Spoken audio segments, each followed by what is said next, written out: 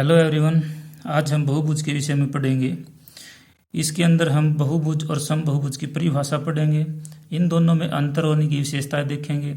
इसके अलावा सबसे इम्पोर्टेंट पॉइंट जिसके अंदर से लगभग हर बार कक्षा 7 से लेकर 10 तक कोई ना कोई क्वेश्चन पूछा जाता है कि किसी भी बहुभुज के अंत्यकोण कैसे निकाले जाते हैं, क्या उनका योग होता है और प्रत्येक अंत्यकोण क्या होता है।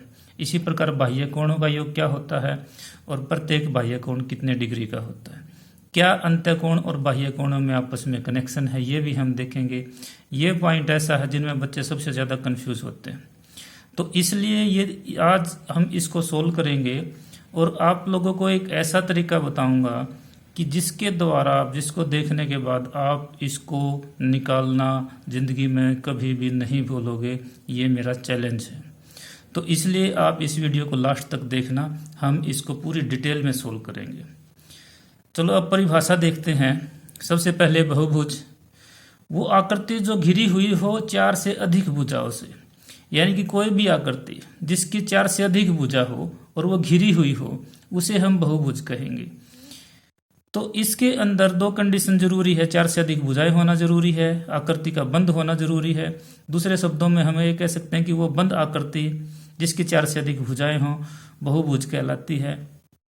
अगर वो सारी की सारी भुजाएं 4 से अधिक मतलब 5 भी हो सकती है, 6 भी हो सकती है, 7 भी हो सकती है, 1000 भी हो सकती है, 2000 भी हो सकती है, कितनी भी हो सकती है, पर 4 से अधिक होनी चाहिए। 4 भी नहीं चलेगी। अगर 4 है तो वो चतुर्भुज हो जाएगी, 4 से अधिक होंगी। अगर वो सारी की सारी भुजाएं समान है, यानी किसी की 5 भुजाएं हर पांचों की पांचों समान है, तो वो बहुभुज समबहुभुज की श्रेणी में आ जाएगी। तो समबहुभुज की परिभाषा हो जाएगी कि जिस बहुभुज की सभी भुजाएं व कोण समान हो, यानी कि हम इसको ऐसे भी कह सकते हैं कि वो बंद आकृति जिसकी 4 से अधिक भुजाएं हों और सभी भुजाएं समान हो उसे समबहुभुज कहेंगे। अब सबसे इंपॉर्टेंट पॉइंट पर हम आते हैं। बाह्य कोणों का योग कितना होता है। बाह्य कोणों का योग होता है 360 डिग्री। इस 360 डिग्री को ऐसे लिख देता है 4 गुणा 90, और 90 को लिख देते हैं वो समकोण, यानी कि 4 समकोण। तो सत्य असत्य में पूछ लिया जाता है कि क्या बाह्य कोणों का योग 360 डिग्री होता है। इसको ऐसा ना लिखकर वो ऐसा बोल देता है क्या बाह्य कोणों का योग 4 समकोण होता है, तो बच्चे कंफ्यूज हो जाते हैं। 360 डिग्री लिख दो या 4 समकोण लिख दो या 2 गुणा 180 लिखकर 2 सरल कोण लिख दो, एक ही बात है, क्योंकि 180 को सरल कोण बोलते हैं, 90 डिग्री को समकोण बोलते हैं। ये सारी एक ही बातें हैं। अंत्यकोणों के योग पर आते हैं हम। अंत्यकोणों के योग का एक फार्मूला है हमारे पास, n घटा 2 गुणा 180। इस फार्मूले को डिटेल में समझेंगे।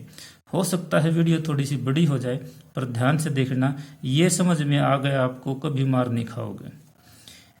मैथ में भी ये काम आएगा आप लोगों को।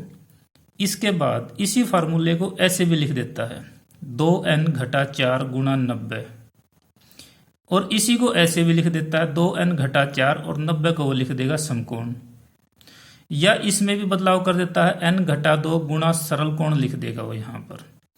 यहाँ n का मतलब है भुजाओं की संख्या।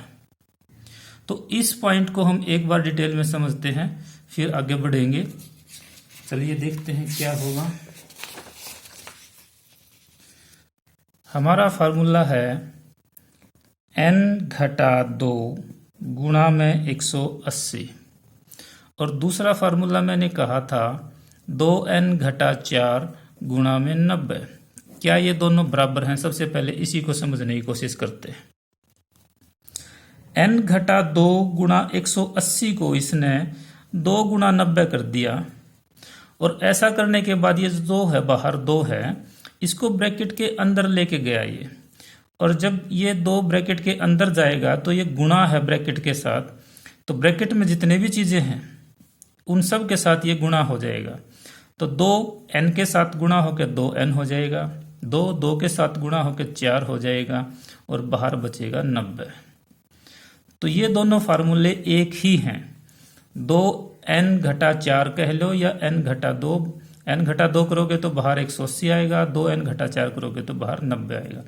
और 90 की जगह कई बार वो आपको समकोण लिखकर कंफ्यूज करने की कोशिश करेगा, तो यहां भी आपको समझना। अब ये n घटा 2 का क्या मतलब है, ये सबसे इंपॉर्टेंट चीज है आप लोगों के लिए। मान लेते हैं हमारे पास एक पंचभुज है, एक षटभुज है, हम इसका एक किनारा लेकर बाकी किनारों से मिला देते हैं, दोनों ही जगह हम ऐसा करते हैं। अब हम देखते हैं कि इसमें 3 त्रिभुजें बनी और त्रिभुज के तीनों कोणों का योग होता है 180 डिग्री। यहां आपकी 4 त्रिभुजें बनी, चारों का कोण 180 डिग्री होगा। अगर हमने इन तीनों का योग निकाल ले तो 180 जमा 180 जमा 180, यानी कि या तो 180 को 3 बार जोड़ दो या 180 को 3 से गुणा कर दो, तो आपके सभी कोणों का योग आ जाएगा। ऐसे ही दर, या तो 180 को 4 बार गुणा करो या 180 को 4 से गुणा कर दो, या तो 180 को 4 बार जोड़ो या 180 को 4 से गुणा कर दो। ये पंचभुज के सभी कोणों का योग ये है, षटभुज के सभी कोणों का योग ये है। अब ये फार्मूले में कहाँ फिट बैठता है? देखो, n का मतलब होता है भुजाओं की संख्या।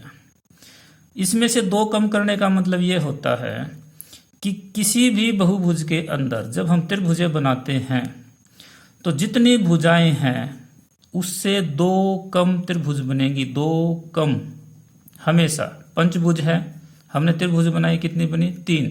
षटभुज है, 6 भुजाएं होती हैं, त्रिभुज बनाई, कितनी बनी? 4। इसी प्रकार आप ट्राई करना, सप्तभुज के अंदर बनाओगे तो 2 कम बनेगी, यानी कि 5 त्रिभुजें बनेगी, और अष्टभुज के अंदर बनाओगे तो वहां भी 2 कम, यानी कि 6 त्रिभुजें बनेगी।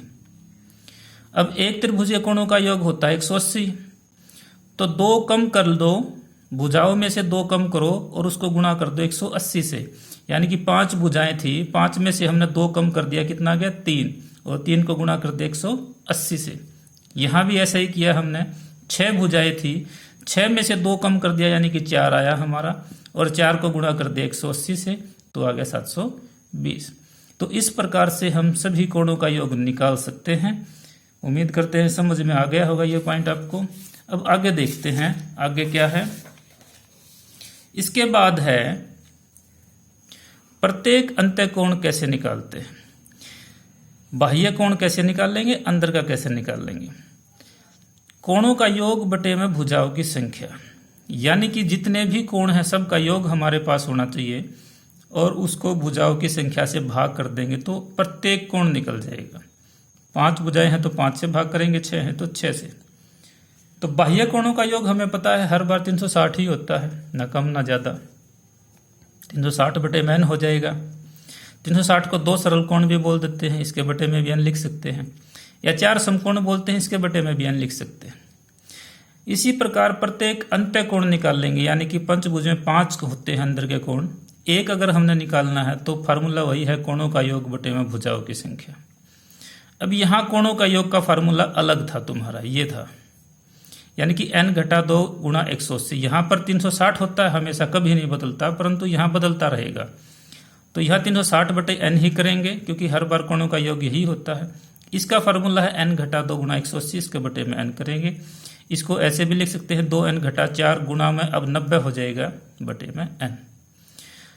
अब यहाँ ये दोनों आपस में कैसे कनेक्टेड है ये देखेंगे। कोणों का योग आप निकालना सीख चुके हैं, अब ये कैसे कनेक्टेड है। अब दोबारा से हम एक पंचभुज लेते हैं। पंचभुज को आपने पता है कि ये अंदर का कोण है, ये बाहर का कोण है। अगर हम इस भुजा को बढ़ा देते हैं तो ये पूरा का पूरा एक कोण बनेगा, जिसको सरल कोण हम कहेंगे। सरल कोण का मतलब सरल रेखा जो कोण बनाती है। तो इस पूरे कोण का योग होता है 180 डिग्री। अगर आपके पास अंत्य कोण है तो आप बाह्य कोण निकाल सकते हैं, बाह्य कोण है तो अंत्य निकाल सकते हैं। कैसे? पंचभुज का हम अंत्य कोण निकाल देते हैं, योग हमारे पास आ गया 540 डिग्री। फार्मूला है योग बटे में भुजाओं की संख्या, यानी कि 5। एक कोण आ जाएगा 108 डिग्री का हमारे पास, ये वाला। अब अगर बाह्य कोण हमने निकालना हो तो हम क्या करेंगे। हमें पता है कि सरल कोण है ये, इसका पूरा कोण कितने का? 180 का। अगर 180 में से हम ये अंदर वाला घटा दें तो हमारे पास बाहर का कोण आ जाएगा ये वाला। अब बाहर का कोण हमने इस तरीके से तो निकाल लिया, क्या हम बाह्य कोण के फार्मूले से निकाल ले तब भी यही निकलेगा? तो वहां क्या होता है बाह्य कोण का फार्मूला, योग बटे में भुजाओं की संख्या यानी कि 5। बाह्य कोणों का योग होता है हमेशा 360। और जब हम इसको 5 से भाग करते हैं तो यहां भी आता है 72 डिग्री। तो अंत्य कोण निकालने का एक और फार्मूला हमारे पास आ जाता है। क्या? अंत्य कोण हमें पता है, निकालते हैं कैसे? जैसे बाह्य कोण 72 डिग्री का आ गया, अगर हम यहां से अंत्य कोण निकाल लें तो 180 में से ये 72 डिग्री हम माइनस करेंगे, हमारे पास वापस 108 डिग्री का आ जाएगा।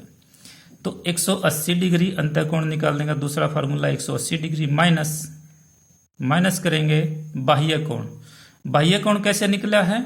योग बटे में भुजाओं की संख्या यानी कि 360 बटे में n। अगर हम ये निकालते हैं तो भी अंत्य कोण हमारा निकल जाएगा 1। तो अंत्य कोण निकालने के हमारे पास 2 सूत्र हो गए। 180 में से एक बाह्य कोण निकाल दो, एक बाह्य कोण ऐसे निकलेगा, या फिर जो हमने अभी किया था n घटा 2 गुणा में 180 ये योग है और इसके बटे में भुजाओं की संख्या कर दोगे तो आपका अंत्य कोण 1 निकल जाएगा। तो आज के लिए इतना ही। उम्मीद करते हैं आपको समझ में आया होगा और आप लोगों के सहयोग से हमारे चैनल अच्छा खासा चल रहा है। उम्मीद करते हैं आगे भी वीडियो बनाते रहेंगे, तो प्लीज़ चैनल को सब्सक्राइब जरूर करना। वीडियो पसंद आए तो लाइक और कमेंट भी करना। धन्यवाद।